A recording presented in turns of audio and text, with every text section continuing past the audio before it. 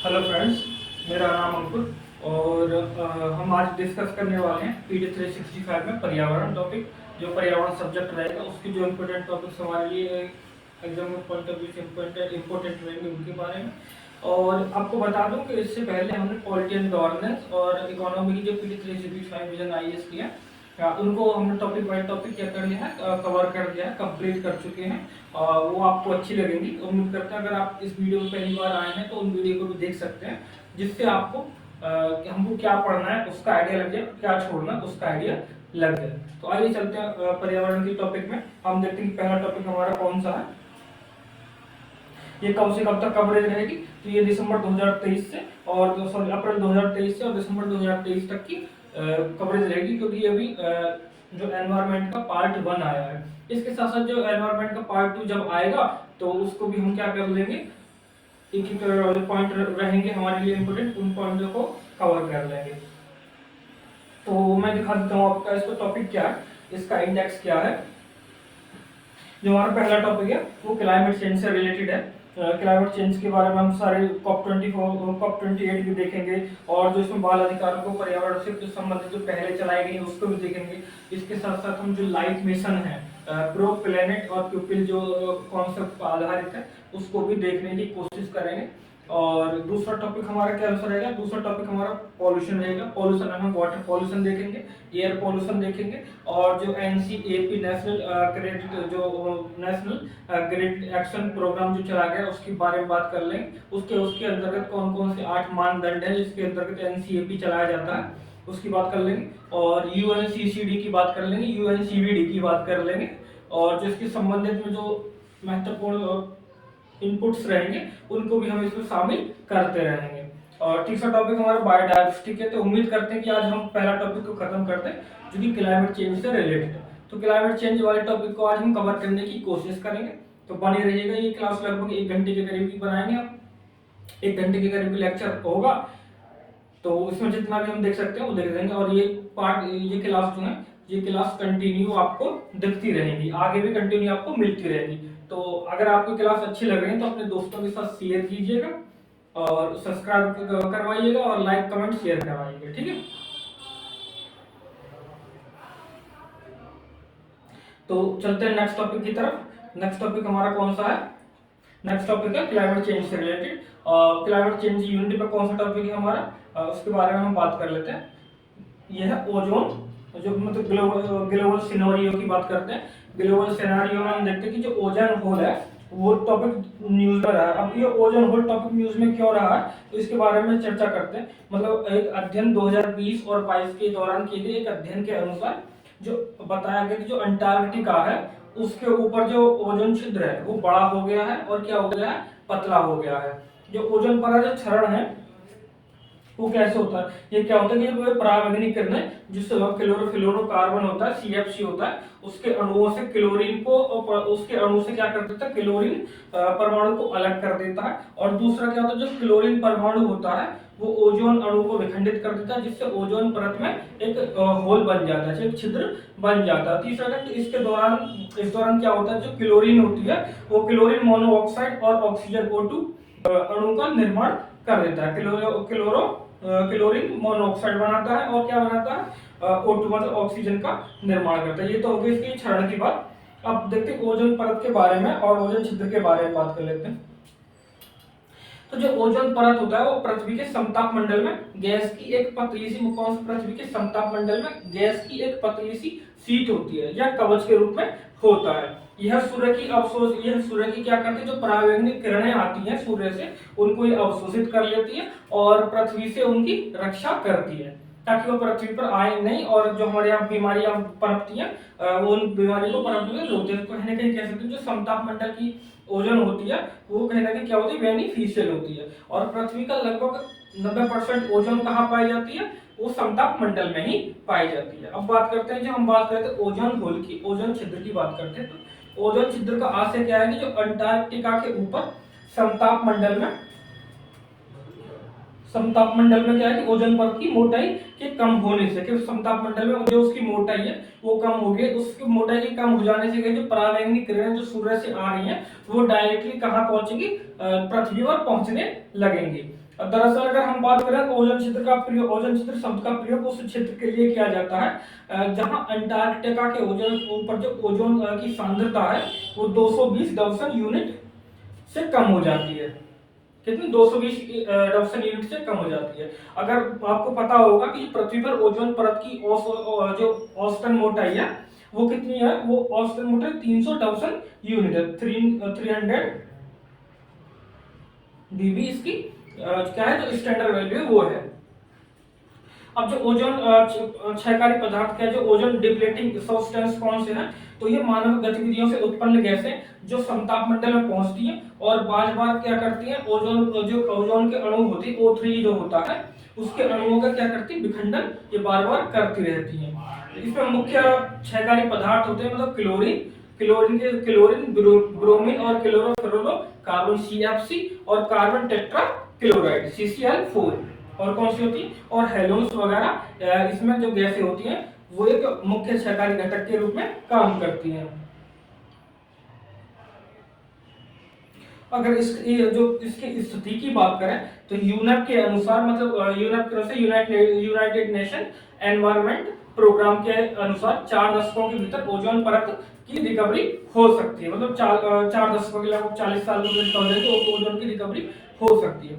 Antarctica के ऊपर जो ओजोन छिद्र के निर्माण के संभावित कारक क्या है, एक तो क्या कि जो पोलर वॉर्टेक्स में परिवर्तन देखने को मिला है, दूसरा क्या कि ओजोन परत से 2 तरह के नुकसान आपको देखने को मिलते हैं, 2 तरह के नुकसान देखने को मिलते हैं। एक तो क्या हो जाता है, जो मतलब एक ऐसी सतह का निर्माण करते हैं ये क्लोरीन, जो कि क्लोरीन के सामान्य रूप से अधिक अभिक्रियाशील बनाने में क्या करती है, मदद करती है, और यह परिवर्तित रूप जो है ओजोन परत को क्या करता है, नुकसान पहुंचाता है। और दूसरा क्या हो जाता है कि ये उन नाइट्रोजन यौगिकों को हटा देते हैं जो क्लोरीन के विनाशकारी प्रभाव को कम करते हैं। ठीक है, दो तरह से प्रभाव हमने देख लिए हैं। दूसरा क्या है कि यह सौर ऊर्जा जो सोलर साइकिल होता है उसमें भी ये परिवर्तन लाता है, जो सोलर साइकिल होता है उसमें भी चेंज को देता है, और जलवायु परिवर्तन मतलब क्लाइमेट चेंज को भी जन्म देता है। और क्या वायु में जो क्लोरोफ्लोरोकार्बन है CFCA की प्रचुरता में वृद्धि के कारण ओजोन छिद्र जो है वो तेजी से बढ़ता है। अब इस सुर्खियों में रहा है एक ज्वालामुखी उद्गार, कौन सा, हंगा टोंगा हंगा हा अपाई ज्वालामुखी उद्गार हुआ है। तो ये कहाँ हुआ, ये स्थिति कहाँ पर हुआ है, ये द्वीप कौन सा है, ये दक्षिण प्रशांत महासागर के टोंगा द्वीप समूह में अवस्थित है। और इससे पहले 1991 में फिलीपींस के माउंट पिनाटुआ ज्वालामुखी के से जो उद्गार हुआ था उससे भी ओजोन परत का क्षरण हुआ था।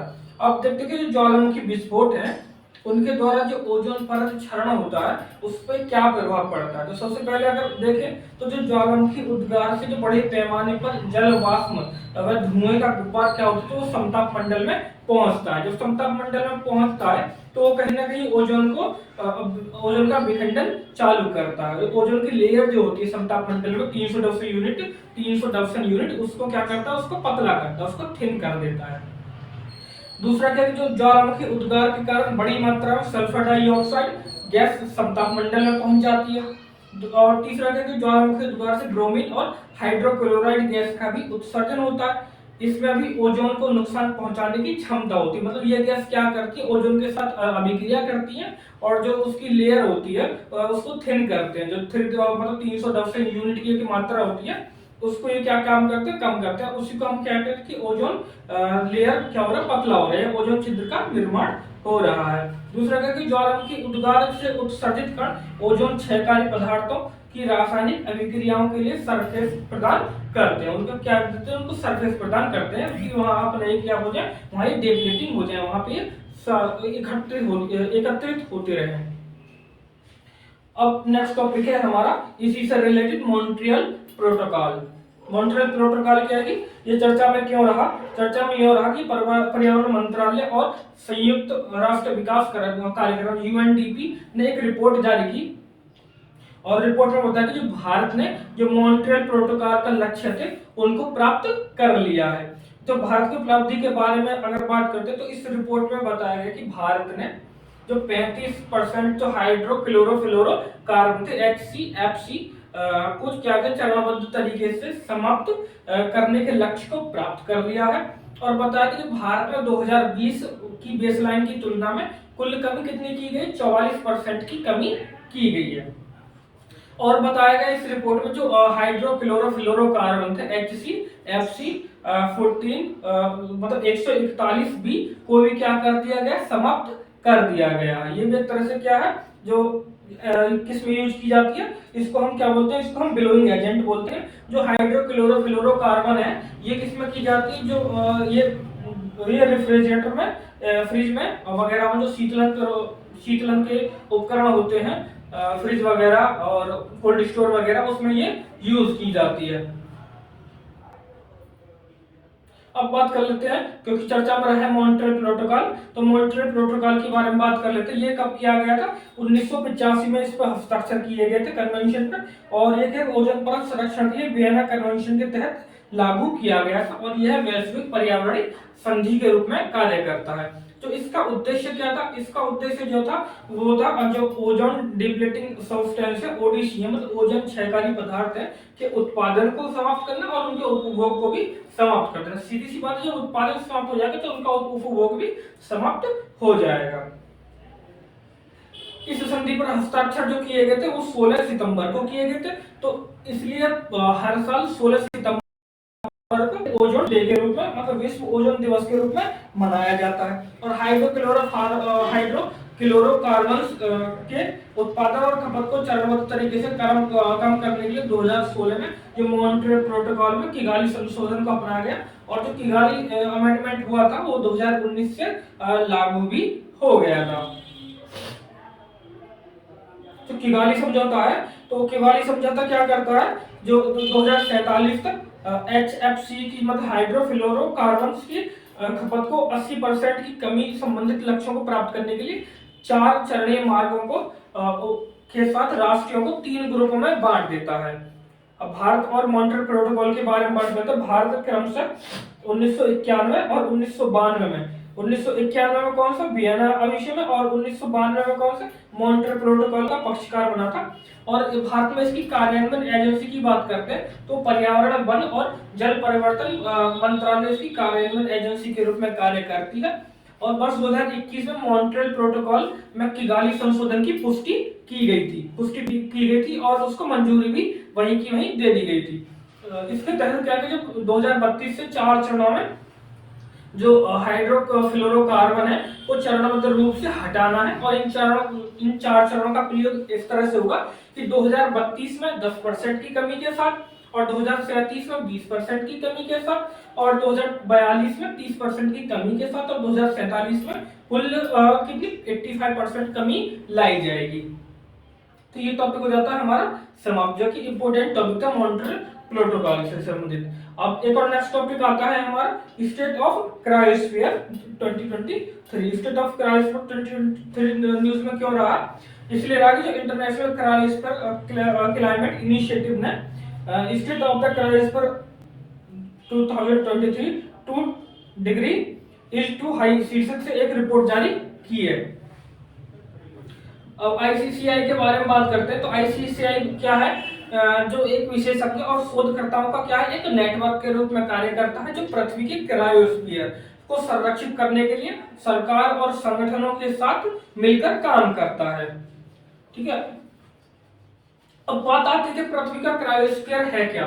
तो जो पृथ्वी पर जमे हुए जल जो कि बर्फ में होगा या एक हिम के रूप में होगा, के सभी क्षेत्रों को क्या बोलते हैं, सभी क्षेत्रों को क्रायोस्फीयर बोलते हैं। जो ये रिपोर्ट प्रस्तुत की गई थी, इस रिपोर्ट के कुछ महत्वपूर्ण बिंदुओं को एक एक करके हम चर्चा कर लेते हैं। तो मतलब कि यदि इसके पहला पॉइंट था कि यदि तापमान में 2 डिग्री सेल्सियस तक की वृद्धि हो तब भी लगभग सभी उष्णकटिबंधीय ग्लेशियर, अधिकतर मध्य अक्षांश ग्लेशियर और ध्रुवीय क्षेत्र क्या हो जाएंगे, लगभग विलुप्त हो जाएंगे। ठीक है, और दूसरा पॉइंट इसमें बताएगा कि यदि वैश्विक औसत तापमान में 2 डिग्री सेल्सियस की तक की बड़ी बढ़ोतरी होती है तो हिमालय क्षेत्र में मौजूदा बर्फ क्या है 50% पिघल जाएगी। जो अभी तक मौजूदा बर्फ है 2% की वृद्धि अगर होती है तो कितनी हो जाएगी 50% बर्फ पिघल जाएगी। और यह क्या हो जाएगा ध्रुवीय क्षेत्र पिछले दशक में ध्रुवीय क्षेत्र में बर्फ के पिघलने से 7 सबसे बड़े 7 सबसे खराब बर्फ दर्ज किए गए हैं। ठीक है, इस रिपोर्ट में तीनों बिंदुओं को क्या किया गया हाईलाइट किया गया। ठीक है, ये टॉपिक हो जाता है समाप्त। एंड नेक्स्ट टॉपिक है हमारा ice melt in West Antarctica. तो ये चर्चा में क्यों रहा है?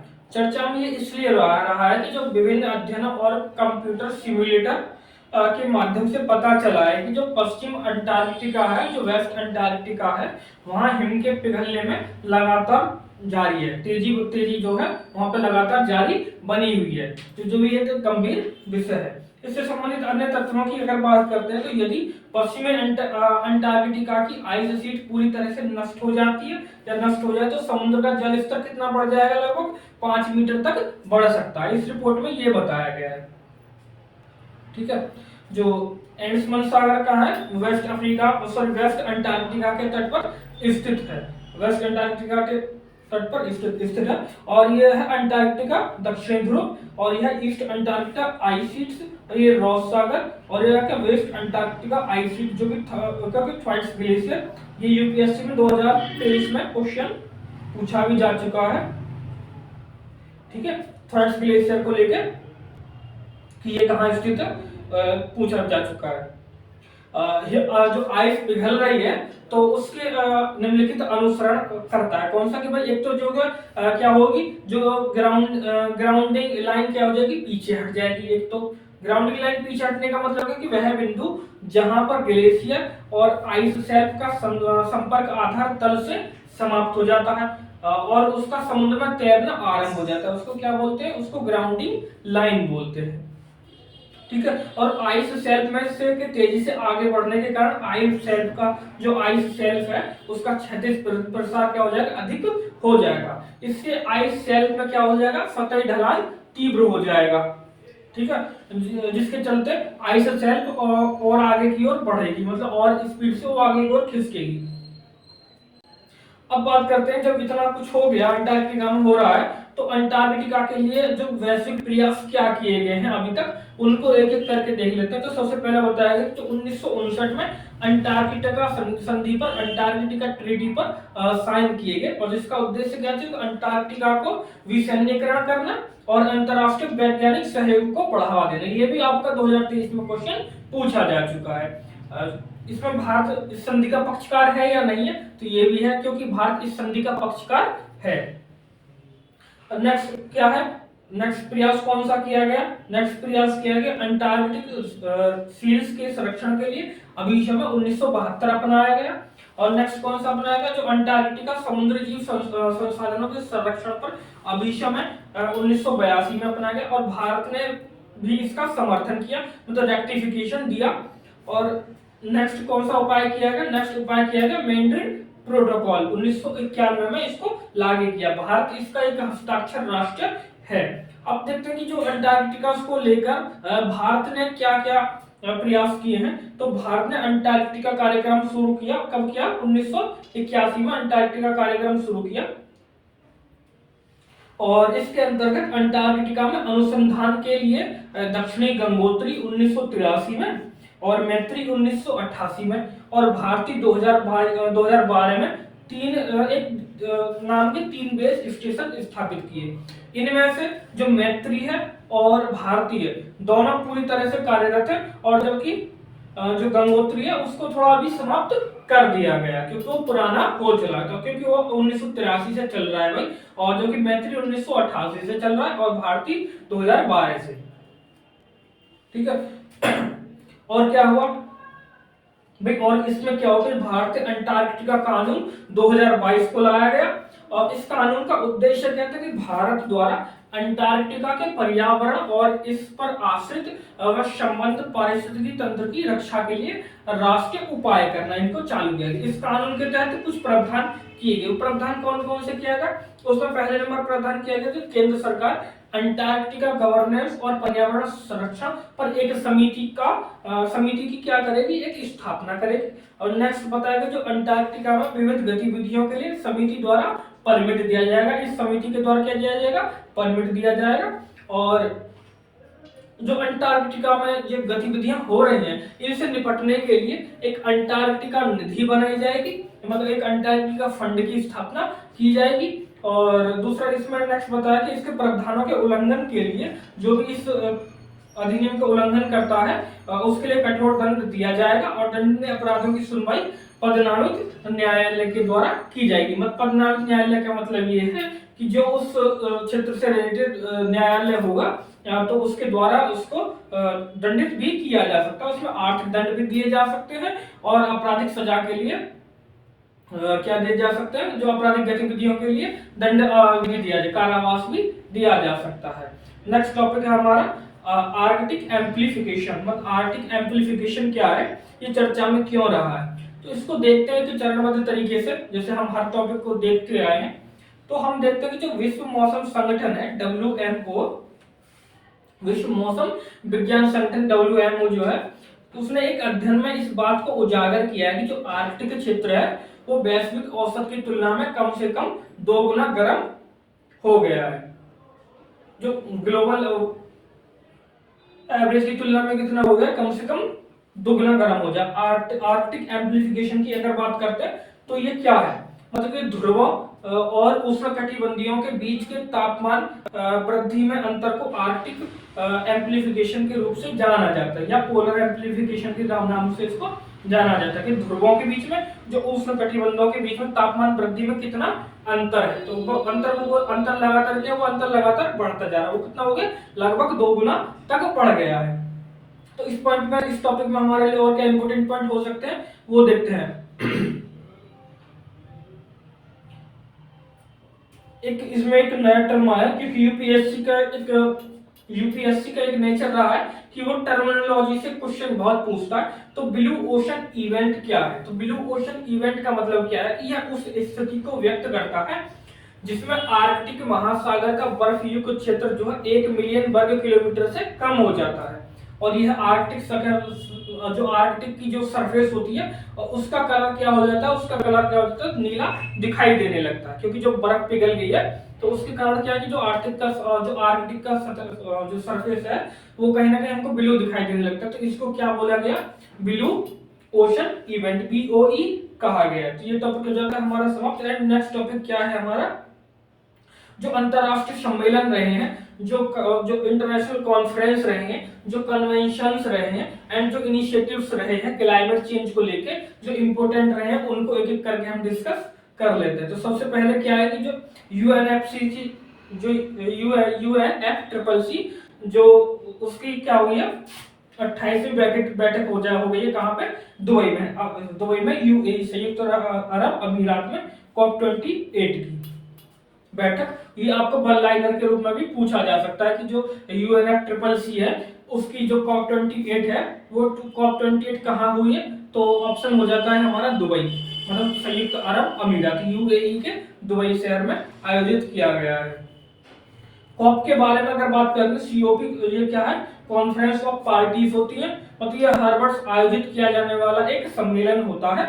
और इस सम्मेलन के दौरान क्या होता है कि जलवायु संकट चल रहे हैं, जो क्लाइमेट चेंज को लेकर जो क्राइसिस चल रहे हैं उनको निपटने की तरीकाओं पर चर्चा की जाती है। और कॉप बैठकों का एक मुख्य उद्देश्य क्या है, जो पेरिस समझौता होता है, जो पेरिस एग्रीमेंट है 2015 का, उसके जो सदस्य होते हैं उन पर जो NDC है, NDC मतलब नेशनल डिटरमाइंड कंट्रीब्यूशन है, उनकी समीक्षा करता है। दूसरा, ठीक है। और COP29 की और COP30 की भी बात कर दी गई है। COP29 2024 में कहाँ होगा, अजरबैजान में। और COP30 कहाँ होगा, COP30 कहाँ होगा 2025 में, कहाँ पे होगा, ये होगा ब्राजील में। तो COP28 कहाँ हुआ, UAE में, मतलब संयुक्त अरब अमीरात में हुआ। COP29 कहाँ होगा, अजरबैजान में। और COP30 कहाँ होगा, ब्राजील में। ठीक है। अब देखते हैं कि जो COP28 हुआ उसके क्या क्या इंपॉर्टेंट आउटकम रहे हैं जो कि हमारे एग्जाम के पॉइंट ऑफ व्यू से रिलेवेंट हो जाते हैं। तो इसमें रहा है कि जो फिक्सिंग क्लाइमेट फाइनेंस मतलब जलवायु वित्त जुटाना के लिए, इसमें क्या है कि जो लीव मतलब लॉस एंड डैमेज फंड की शुरुआत की गई, L&D फंड की शुरुआत की गई है। इसका उद्देश्य क्या है कि पहले से जो जलवायु परिवर्तन से जूझ रहे देश हैं उनको मुआवजे देने की इसमें बात की गई है। नेक्स्ट टॉपिक हमारा क्या हो जाता है इसमें देखिए focusing on people lives and livelihood, मतलब Sharm el Sheikh adaptation agenda SAA का पहली कार्यान्वयन रिपोर्ट जारी की गई है। और COP28 क्या कृषि खाद्य और जलवायु संयुक्त अरब अमीरात घोषणा पत्र जारी किया गया है। इसे किसके द्वारा जारी किया गया? UAE द्वारा वर्ल्ड हेल्थ ऑर्गेनाइजेशन की भागीदारी के द्वारा इसको जारी किया, WHO के द्वारा जारी किया गया। भारत इसका हस्ताक्षरकर्ता नहीं है, तो ये हमारे लिए इंपॉर्टेंट हो जाता है कि भारत इसका हस्ताक्षरकर्ता देश नहीं है।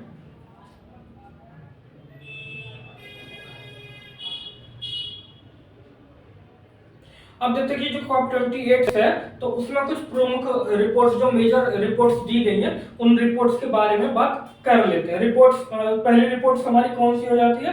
पहली रिपोर्ट है रिपोर्ट ऑन क्लाइमेट फाइनेंस।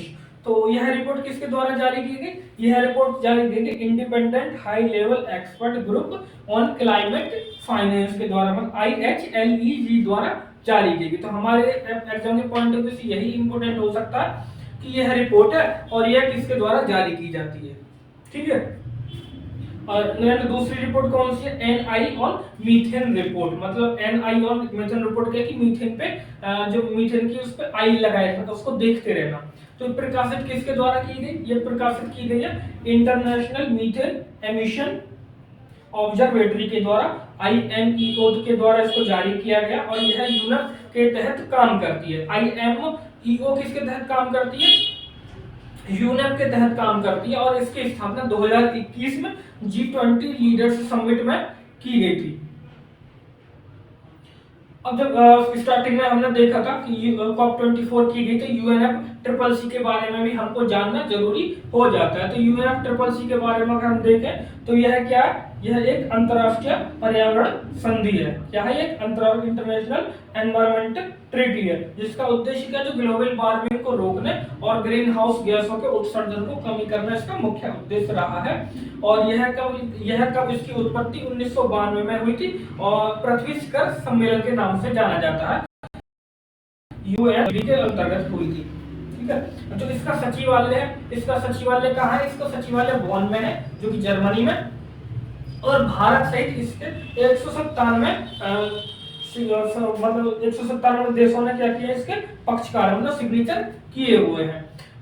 और इससे संबंधित प्रमुख समझौतों की अगर बात करते हैं, पेरिस समझौता 2015 में अपनाया गया था। और यह एक है कि कानूनी रूप से एक बाध्यकारी समझौता है, जिसका लक्ष्य क्या है कि जो वैश्विक औसत तापमान वृद्धि को जो प्री इंडस्ट्रियल लेवल में से 2% 2 डिग्री सेल्सियस से नीचे बनाए रखना है। दूसरा कि तापमान वृद्धि को 1.5 डिग्री सेल्सियस तक सीमित करने हेतु प्रयास करेगा, ठीक है। 2 से तो नीचे बनाए रखेगा और 1.5 तक सीमित रखने की कोशिश करेगा। उसके बाद एक और प्रोटोकॉल आता है, क्योटो प्रोटोकॉल। क्योटो प्रोटोकॉल क्या कि 1997 में ये अपनाया गया था और इसको लागू किया गया था 2005 में इसको लागू किया गया था।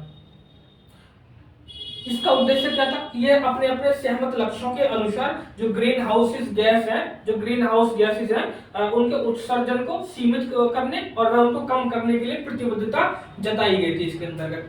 तो इसकी प्राथमिकता थी वो 2020 में समाप्त हो चुकी है। तो ये भी हमारे लिए इम्पोर्टेंट हो सकता है, क्योंकि यूपीएससी का ट्रेंड रहा है कि वो 3-4 साल पीछे जाके भी क्वेश्चन पूछ लेता है, ठीक है। जो अन्य पहलों की अगर बात करते हैं तो UNFCCC सचिवालय ने momentum for change climate neutral now को लॉन्च कर दिया गया है। इसमें क्या होगा? कार्बन, ये क्या करेगा? ये कार्बन फुटप्रिंट को नापेगा और उत्सर्जन को कम करेगा और इसे क्या करेगा? इसको ऑफसेट करेगा। अब 2 टर्मिनोलॉजी और इसमें बताई गई है जो कि हमारे एग्जाम के पॉइंट ऑफ व्यू से इंपोर्टेंट हो सकती है। तो वो क्या है कि क्लाइमेट न्यूट्रलिटी और क्लाइमेट फुटप्रिंट। तो क्लाइमेट फुटप्रिंट क्या है कि जो मानवीय गतिविधियों द्वारा उत्सर्जित ग्रीन हाउस गैस की वायुमंडल में टोटल मात्रा कितनी है, उसको क्या बोलते हैं? उसको क्लाइमेट फुटप्रिंट बोलते हैं। जैसे कार्बन फुटप्रिंट होता है ना, वैसे क्लाइमेट फुटप्रिंट की बात इसमें की गई है। अब इसमें बताया कि जो क्लाइमेट न्यूट्रलिटी की बात की गई, तो मतलब यह उस उत्सर्जन को मतलब संतुलित करके जो net zero green house gas उत्पादन ग्रीन हाउस उत्सर्जन प्राप्त करने का विचार है, जो कि ग्रह के प्राकृतिक अवशोषण के माध्यम से हटाए गए उत्सर्जन के बराबर या उससे कम होगी। इसको क्या बोलते हैं? कार्बन न्यूट्रलिटी बोलते हैं। अब UNFCCC द्वारा जारी की गई रिपोर्ट की अगर हम बात करें, तो इसके द्वारा पहली रिपोर्ट जारी की गई, वो कौन सी जारी की गई? Technical report on the global stocktake. और इसमें क्या क्या किया गया? इसमें 8 कदम उठाए गए। तो ये 8 कदम हमारे लिए इतने इंपोर्टेंट नहीं है। दूसरी रिपोर्ट कौन सी रिपोर्ट की गई? पेरिस एग्रीमेंट सिंथेसिस रिपोर्ट जारी की गई। तो 2 रिपोर्ट इसमें जारी की गई, ठीक है। अब जो हम बात कर रहे थे COP28 की, तो COP28 में भी कुछ रिपोर्ट मतलब जारी की गई हैं, कुछ इनिशिएटिव्स जारी की गए, कुछ रिपोर्ट जारी किए गए हैं, तो उनको भी देख लेते हैं एक एक पॉइंट करके।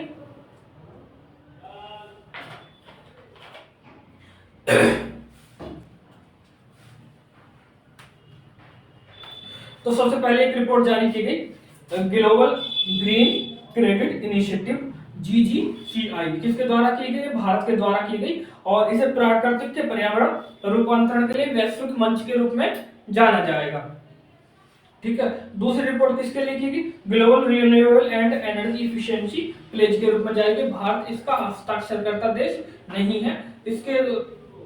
भारत इसका क्या है कि हस्ताक्षरकर्ता देश नहीं है। इसका उद्देश्य की अगर हम बात करें, तो इसका उद्देश्य की जो वैश्विक स्तर पर स्थापित नवीकरणीय ऊर्जा क्षमता को बढ़ाकर कम से कम 3 गुना करना। 3 गुना कितना? लगभग 11,000 गीगावाट तक इसको पहुंचाना है। नेक्स्ट क्या है कि ग्लोबल कूलिंग प्लेज, यह क्या कि संयुक्त अरब अमीरात के द्वारा इसको चालू किया गया, और भारत भी इसका हस्ताक्षरकर्ता देश अभी तक नहीं है। और इसका उद्देश्य क्या है? इसका उद्देश्य है कि 2050 तक उन सभी शीतलन मतलब जो कोल्ड स्टोरेज एक्टिविटीज हैं में होने वाले उत्सर्जन को कम से कम 68% तक कम करने की प्रतिबद्धता इसमें जताई गई है, प्रतिबद्धता दी गई है। एंड नेक्स्ट कौन सी है? नेक्स्ट है OGDC, oil and gas decarbonisation charter, ये रिपोर्ट जारी की गई है। एंड उसके बाद कौन सी रिपोर्ट जारी की गई है? कौन सी पहल चालू की गई है? Africa green industrialisation initiative AGII चालू की गई है। ये किसके द्वारा की गई है? ये अफ्रीका नेताओं ने COP28 में जारी की गई है, ठीक है। और नेक्स्ट है हमारे G7 क्लाइमेट क्लब, तो ये क्लब बनाया गया है। भारत लेकिन इसका सदस्य नहीं है। जर्मनी और चिली के नेतृत्व में इसको शुरू किया गया, और केन्या, यूरोपीय संघ और स्विट्जरलैंड से इसके कितने 36 देश इसमें शामिल है। इसका मुख्य उद्देश्य क्या है कि जो उद्योगों में डिकार्बोनाइजेशन पर विशेष ध्यान देगा ये क्लब।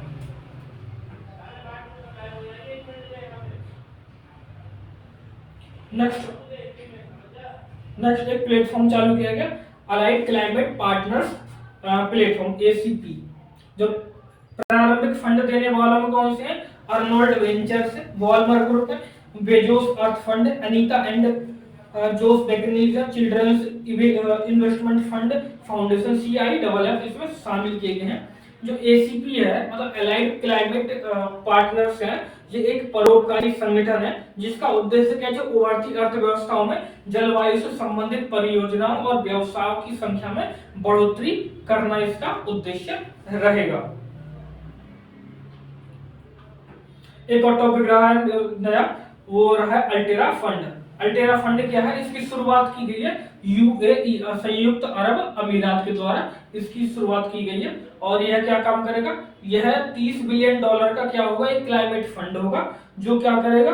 जो 2030 तक एक न्यायपूर्ण जलवायु वित्त प्रणाली का निर्माण करने के लिए वैश्विक स्तर पर $250 बिलियन एकत्रित करेगा। इसका इसके जो फोकस एरिया होंगे, वो फोकस एरिया कौन से होंगे? वो होंगे एनर्जी ट्रांसमिशन, औद्योगिक जो इंडस्ट्रियल डिकार्बोनेशन और संधारणीय आजीविका मतलब सस्टेनेबल लाइवलीहुड, और जलवायु प्रौद्योगिकियों का ये क्या करेगा? विकास करने के लिए फोकस रहेगा।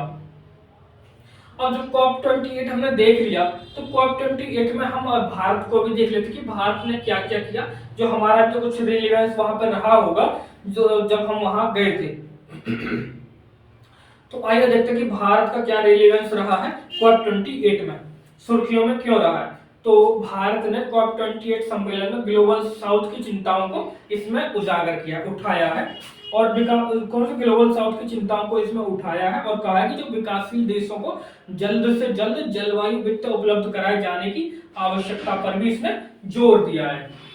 ठीक है, तो जो कॉप 28 है, कॉप 28 में भारत की भूमिका क्या रही है, तो भारत की भूमिका इसलिए रही है क्योंकि इसमें लीड आईटी 2.0 को संयुक्त रूप से शुरू किया गया। तो लीड आईटी 2.0 क्या है, लीड आईटी 2.0 में क्या है कि इसमें ध्यान केंद्रित करेगा, कौन से ध्यान केंद्रित करेगा, एक तो कि समावेशी और जस्ट इंडस्ट्री ट्रांसमिशन की बात करेगा इसमें, और दूसरा क्या करेगा, जो निम्न कार्बन उत्सर्जन वाली प्रौद्योगिकियों का विकास करेगा और उसका ट्रांसफॉर्मेशन उसका क्या करेगा, उसका हस्तांतरण भी करेगा।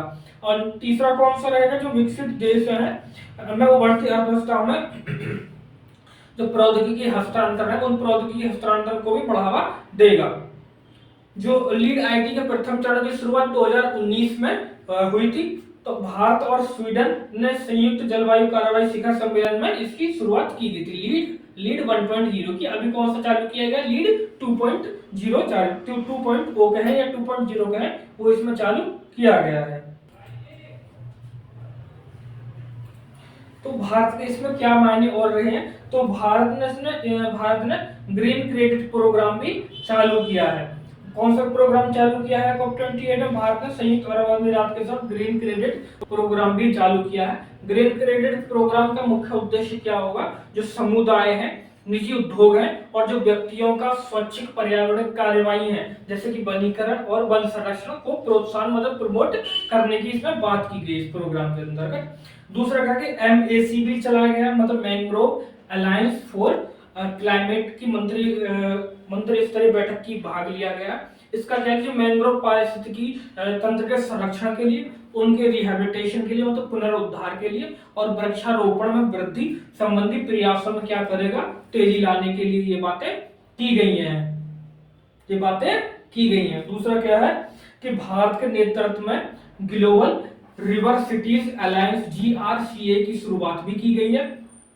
इसमें क्या कि NMCG मतलब क्या है कि NMCG का national mission for clean Ganga में Mississippi river cities and town initiative MRCTI के साथ मेमोरेंडम ऑफ कॉमर्स पर्पस पर हस्ताक्षर किए गए हैं। तो ये टॉपिक हो जाता है हमारा यहाँ समाप्त। अभी आपने पता होगा हमने एनडीसी की बात की थी जब पेरिस समझौता की बात हम कर रहे थे, तो एनडीसी की हम बात कर लेते हैं कि एनडीसी क्या रहा और जो चर्चा में क्यों रहा है। एनडीसी का मतलब है कि नेशनली डिटरमाइंड कंट्रीब्यूशन। सुर्खियों में ये इसलिए रहा है कि जो UNFCCC है के सचिवालय में पेरिस समझौते के तहत एनडीसी पर सिंथेटिक रिपोर्ट 2023 जारी की गई है। उस रिपोर्ट के अगर एक महत्वपूर्ण बिंदुओं को देखें, पहले महत्वपूर्ण बिंदुओं को ही देख लेते हैं, उसके बाद हम देखने की कोशिश करेंगे कि एनडीसी क्या है, एनडीसी आखिर है क्या, जिसके हम बात करेंगे एनडीसी है या आईएनडीसी है, तो उनको एक एक करके हम देख लेंगे। तो उसके पहले देखते हैं कि इस रिपोर्ट में क्या क्या बताया गया। इस रिपोर्ट में बताया गया जो विश्व पेरिस समझौते के तहत निर्धारित लक्ष्यों की प्राप्ति में पर्याप्त प्रगति नहीं कर पा रहा है, और बताया जो मतलब नवीनतम एनडीसी लागू होने के बाद 2010 के स्तरों की तुलना में 2030 तक उत्सर्जन में लगभग कितनी बढ़ोतरी हुई है, 8.8% की वृद्धि देखी गई, बढ़ोतरी हुई है। अब एनडीसी के बारे में हम बात कर लेते हैं। तो एनडीसी क्या है कि पेरिस समझौते के तहत प्रत्येक देश को 2020 के बाद की अपनी जलवायु कार्य परियोजनाओं की रूपरेखा तैयार करनी थी और उसे प्रस्ताव करने को कहा और उसे प्रस्तुत करने का आग्रह किया गया है। अब क्या यूएनएफसीसीसी की जो कॉप 26 हुई थी, वो उसमें क्या है कि देशों ने ग्लासगो क्लाइमेट पैक्ट हुआ था, उस पर हस्ताक्षर किया था। तो इस ग्लासगो क्लाइमेट पैक्ट के हस्ताक्षर के बाद क्या होगा, इसके तहत जो पक्षकार देश हैं वो 2022 के अंत तक अपने एनडीसी के तहत 2030 तक अपने निर्धारित लक्ष्यों का पुनर्विचार करेंगे और उनको क्या करेगा, उनको मजबूत करने की कोशिश करेगा। ठीक है, जब भारत है, भारत के लिए एनडीसी क्या है, तो भारत के लिए एनडीसी में देखें तो भारत 2015 में यूएनएफसीसीसी के सामने अपना पहला एनडीसी पेश किया, और उसके बाद अगस्त 2022 में भारत ने एनडीसी को क्या किया, उसको अपडेट भी कर लिया। और इसकी अगर उपलब्धियों के बारे में बात करते हैं तो इसकी उपलब्धियों की देखते हैं, भारत ने पिछले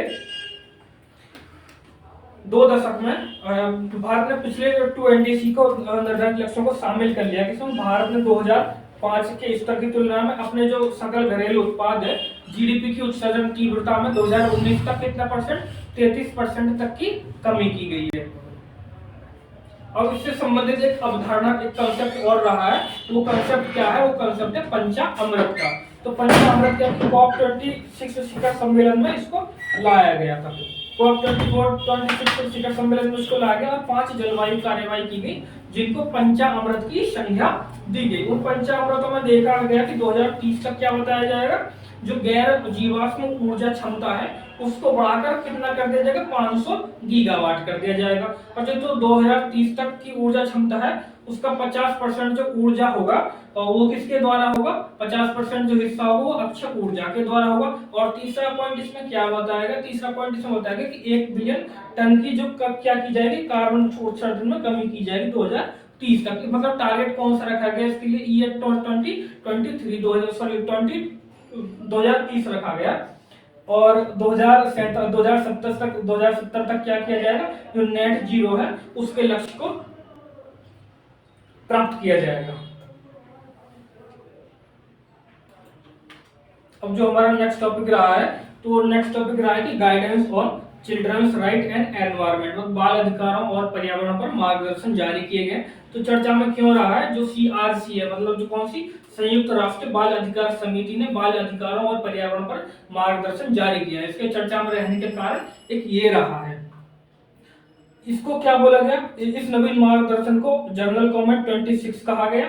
और इसमें क्या कि मतलब 3 संकटों की बात की गई। 3 संकट कौन से, तो जलवायु आपातकाल की बात की गई, दूसरा का जैव विविधता ह्रास की बात की गई, और व्यापक प्रदूषण की बात की गई। तो उसके लिए एक तत्कालिक और प्रणालीगत खतरा बताया गया, और उनके आधार पर बाल अधिकारों को संरक्षण की बात की गई। यह मार्गदर्शन क्या करेगा, जो बच्चों के स्वच्छ और स्वास्थ्यप्रद और सतत पर्यावरण में रहने के अधिकार की पुष्टि करता है। तो कहीं ना कहीं ये क्या करता है, यूएनसीआरसी के तहत राज्य के दायित्व की व्यापक व्याख्या भी हमको प्रोवाइड कराता है। अब जो एक टर्म हमने अभी बताया था यूएनसीआरसी, तो यूएनसीआरसी के बारे में हम थोड़ा सा एक ओवरव्यू ले लेते हैं। तो यूएनसीआरसी क्या है, यूएनसीआरसी है United nation child right convention. ये कब हुआ था, ये हुआ था 1989 में, 1989 में इसको अपनाया गया था। और यह जीवन, स्वास्थ्य, स्वच्छ पेयजल और उत्तरजीविता और विकास सहित अन्य बाल अधिकारों को क्या करता, रेखांकित करता है। भारत सहित इसमें 196 अभी कंट्रीज शामिल हैं। और यह अधिकार समिति, इसमें एक अधिकार समिति भी है, जिसमें क्या कि 18 स्वतंत्र विशेषज्ञ रहेंगे। कितने विशेषज्ञ रहेंगे, ये 18 सदस्य एक टीम रहेगी इस समिति के अंतर्गत। तो जो अन्य इसकी अदर इनिशिएटिव्स रहे हैं जो न्यूज में, उनको भी एक एक करके डिस्कस कर लेते हैं। तो सबसे पहली न्यूज कौन सी रही है, सबसे पहली न्यूज रही है जो global green house gas watch GGW, ये किसके द्वारा चालू की गई है या किसके द्वारा मंजूरी की जाती है, तो यह जारी की गई है global green house gas watch को मंजूरी दी गई, किसके द्वारा, विश्व मौसम विज्ञान कांग्रेस के द्वारा जारी की गई। इसका मुख्य उद्देश्य क्या है, जो वायुमंडल में जो हीट ट्रिपिंग है, मतलब ऊष्मा धारक है, तो उन गैसों को कम करने के लिए जो डायरेक्ट एक्शन, मतलब तत्काल एक्शन लिया जाए, और प्रत्यक्ष रूप से एक्शन लिया जाए, और लोगों को क्या किया जाए, लोगों की हेल्प किया जाए, मदद किया जाए। एंड नेक्स्ट टॉपिक हमारा कौन सा रहा है, next topic first movers coalition, FMC. FMC क्या है कि भारत ने फर्स्ट मूवर्स कोएलिशन लीडरशिप की बैठक में भाग लिया है। तो एफएमसी है क्या, क्योंकि जो भारत ने इसमें भाग लिया है। तो एफएमसी क्या है, जो वैश्विक आर्थिक मंच है और संयुक्त राज्य अमेरिका के द्वारा इसका नेतृत्व किया जाता है। और इसका भारत सदस्य देश भी है। ये हमारे लिए इम्पोर्टेंट हो जाता है क्योंकि ये COP26 में क्या किया गया था, एक प्रमुख भागीदारी, प्रमुख सार्वजनिक निजी भागीदारी की बात की, प्राइवेट पब्लिक पार्टनरशिप की इसमें बात की गई थी। नेक्स्ट टॉपिक हमारा हो जाता है कि major economics forum MEF on energy and climate. तो ये किसके द्वारा किया गया था, ये संयुक्त राज्य अमेरिका MEF के माध्यम से वैश्विक जलवायु कार्यवाहियों को प्रोत्साहित करेगा और ये 2009 में इसको लॉन्च किया गया था। तो इसके जो 4 प्रमुख क्षेत्र हैं, वो 4 प्रमुख क्षेत्र क्या है कि जो ऊर्जा का विकार्बनीकरण करेगा ये MEF, और दूसरा क्या करेगा, जो वर्ष 2023 तक जो वनमूल्यन है उसको पूरी तरह से रोक देगा, और तीसरा क्या करेगा, जो लंबे समय तक वायुमंडल में बने रहने वाले CO2 कार्बन डाइऑक्साइड है और जो नॉन कार्बन डाइऑक्साइड जल प्रदूषक हैं उनको क्या करेगा, उनको पूरी तरह से निपटान करेगा। और फोर्थ एंड लास्ट कौन सा रहेगा, उसमें रहेगा जो कार्बन प्रबंधन के बारे में उसको और बेहतर बनाएगा और लोगों में कहीं ना कहीं जागरूकता का प्रसार भी करेगा।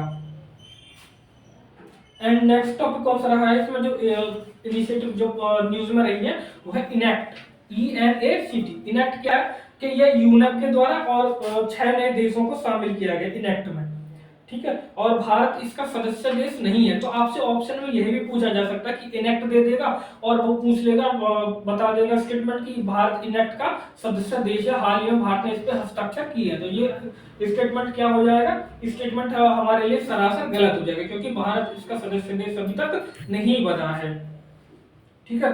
तो इसमें जर्मनी और मिस्र ने अंतरराष्ट्रीय प्राकृतिक संघ IUCN के साथ मिलकर COP27 में इसको लॉन्च किया गया था। जो अभी COP28 कहाँ हुआ है, अमीरात में हुआ है, तो इससे पहले COP27 जो हुआ था उसमें इसको लॉन्च किया गया था। नेक्स्ट टॉपिक हो जाता है हमारा global research alliance on agriculture green house gases GRA। तो चर्चा में क्यों रहा है, चर्चा में इसलिए रहा है ये भाई क्योंकि न्यूजीलैंड के मंत्री ने भारत को GRA में शामिल होने के लिए आमंत्रित किया है। तो भारत अभी तक इसका सदस्य देश नहीं है, इससे मतलब ये निकलता है, ठीक है। वर्तमान में इसके 67 सदस्य देश रहे हैं और इसको GRA को 2009 में लॉन्च किया गया था। तो ये टॉपिक यहाँ समाप्त हो जाता है। नेक्स्ट टॉपिक क्या है हमारा, नेक्स्ट टॉपिक है कंपाला मिनिस्ट्रियल डिक्लेरेशन KDMECC। इस घोषणा पत्र को किसके नाम से जाना जाता है, कंपाला डिक्लेरेशन के नाम से जाना जाता है, कंपाला घोषणा पत्र के नाम से भी जाना जाता है। लगभग 48 अफ्रीकन कंट्रीज ने इसे अपनाने पर सहमति व्यक्त की है और इसका उद्देश्य क्या है, इसका उद्देश्य कि जो महाद्वीप में मानव गतिविधियों और जलवायु परिवर्तन के संबंध को क्या करेगा, रेखांकित करने की कोशिश करेगा। एंड नेक्स्ट इनिशिएटिव हमारी कौन सी हो जाती है, नेक्स्ट इनिशिएटिव हमारी डिकरा, मतलब डेटा इन क्लाइमेट रेजिलेंट एग्रीकल्चर। ये किसके द्वारा चालू की गई, UNDP के द्वारा, और नाबार्ड के ने एक समझौता ज्ञापन पर हस्ताक्षर किया और जिसका उद्देश्य क्या है, इसका उद्देश्य जो डिजिटल पब्लिक गुड्स हैं उनका सह निर्माण करने का, और जिसमें डिकरा भी शामिल होगा। ऐसा ही एक छोटा सा पॉइंट हमारा है कोल कोलेशन। कूल कोलेशन क्या है कि हाल ही में keeping it chill how to meet cooling demands while cutting emissions report जारी की गई, किसके द्वारा, यूनेप के द्वारा के नेतृत्व में जारी किया जाता है। तो आपसे यही पूछ रहे थे कि कूल कोलेशन रिपोर्ट किसके द्वारा, तो ये जारी किया जाता है यूनेप के द्वारा। यह रिपोर्ट क्या करेगा, ग्लोबल कूल प्लेज का समर्थन करती है। अगर कूल कोलेशन के बारे में हम बात करते हैं तो यूनेप के जो SDG एजेंडा 2030 में और पेरिस समझौता के तहत तालमेल बिठाने हेतु प्रथम वैश्विक सम्मेलन में कूल कोलेशन को आरंभ किया गया था। नेक्स्ट पॉइंट हो जाता है हमारा FAO action plan. FAO action plan किसके द्वारा चालू किया गया, ये FAO मतलब संयुक्त राष्ट्र खाद्य और कृषि संगठन ने जलवायु परिवर्तन 2022 से लेकर 2031 तक FAO रणनीति की कार्यान्वयन के लिए कार्य योजना 2022 से जो 2025 शुरू की थी, उसको क्या कर दिया, उसको एक्सटेंड 31 तक कर दिया गया है। इसमें हमारे जानने के लिए सिर्फ इतना ही था। एंड नेक्स्ट टॉपिक हो जाता है हमारा एक इंडेक्स है जो कि पूछा जा चुका है 2019 या 2020 के UPSC में। इंडेक्स का नाम है CCPI climate change performance index 2024।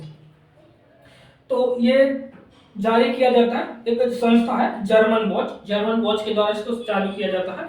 और वैश्विक सीसीपीआई जो है 2023 में भारत ने 7वां स्थान हासिल करके अपनी रैंकिंग में सुधार किया था, और 2022 में इस सूचकांक में भारत का 8वां स्थान था।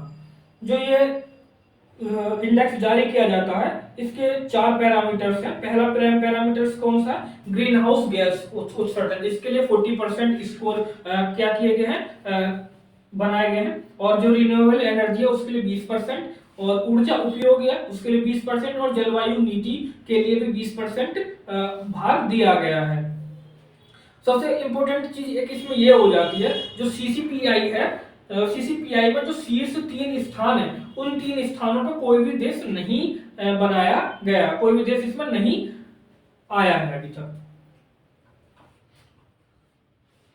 एक और पॉइंट हमारे लिए इंपॉर्टेंट हो जाता है C40 क्या है? जो C40 सिटीज में के प्रति बेंगलुरु शहर की प्रतिबद्धता के रूप में बेंगलुरु क्लाइमेट एक्शन प्लान प्रस्तुत किया गया, और इसकी बैठक के दौरान सिटी ऑफ लेव्स प्रोजेक्ट में 3I मॉडल, जैसे दिल्ली में परिपहलों की, दिल्ली में जो पहल चल रही है 3I, उनके तहत चर्चा की। जो दिल्ली का 3I मॉडल क्या है? दिल्ली का 3I मॉडल है मतलब समावेशन, मतलब इंक्लूजन, प्रोत्साहन और नवाचार। यह इलेक्ट्रॉनिक वाहनों पर केंद्रित है। नेक्स्ट टॉपिक हो जाता है हमारा global green house gas monitoring infrastructure, GGMI। हाल ही में जो WMO है, विश्व मौसम विज्ञान संगठन है, उसने इसको लॉन्च किया है। इसका उद्देश्य क्या है भाई? इसको लॉन्च किया तो इसका कुछ उद्देश्य होगा ना। तो इसका उद्देश्य है जो पृथ्वी का तापमान बढ़ाने वाले प्रदूषक हैं को मापने के बेहतर तरीके उपलब्ध कराना, और उनके जो डेटा है और जो उनके एविडेंस है उनके लिए एक उनकी जो डेटा और जो एविडेंस है उनके आधार पर नीति निर्माण करने में गवर्नमेंट की मदद करना इसका उद्देश्य रहेगा।